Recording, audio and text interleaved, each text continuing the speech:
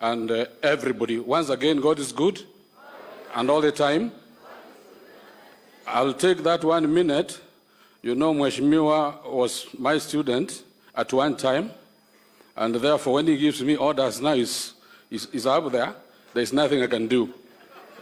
Now, very quickly, I have come here to join him in celebrating President William Ruto, and particularly on his focus.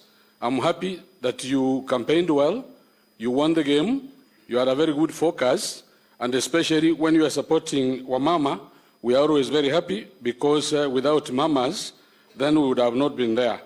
Then secondly, you are also supporting all of us, because if you look at the education system, Honorable Machogu would have not succeeded if it's not about you giving his blessings. I know my brother Professor Magoa left, but I'll assure you, Brother Machogu, you have also done very well. Can you clap for Machogu?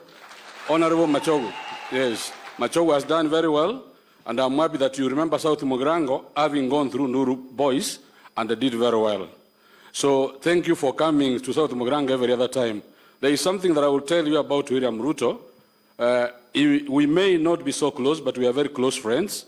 I knew him back in 2009 when we were assisting his brother Omingo Magara in a by-election.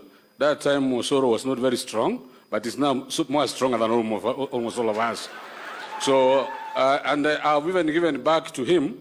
I hosted him sometimes in Bomas of Kenya in an evening where we shared a good meal when I brought the ladies from West Africa, and we had a meeting in your office, you know where, and then you honored that when you were vice president.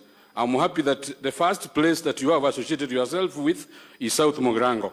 You have been here, you are a brother, you are a father, and kindly, we have given you a good young man in the name of Soro. We'll support him, and once we support him, we'll also support you. I know there are many goodies you have given us, and likely there will be more.